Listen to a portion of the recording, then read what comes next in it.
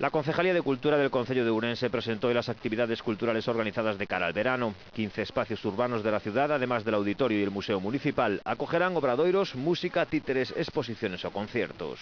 Son 35 accións, máis 15, porque as 7 convocatorias infantís teñen todas 3 actividades: zona de xogos, obradoiros e unha acción ou teatral, ou de maxia, ou de música, pero son 35, digamos, convocatorias.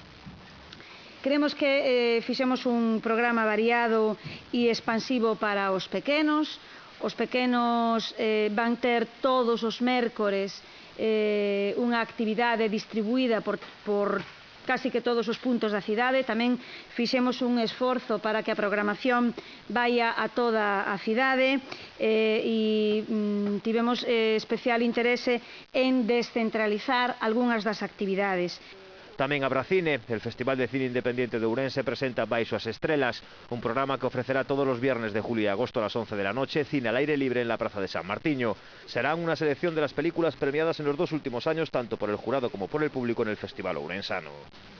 É un programa que vai presentar durante os 2 próximos meses, bueno, este mes de xullo e o mes de agosto, todos os venres ás 11 da noite, unha selección de películas das que foron premiadas no Festival de Cine de Ourense na Plaza de San Martiño.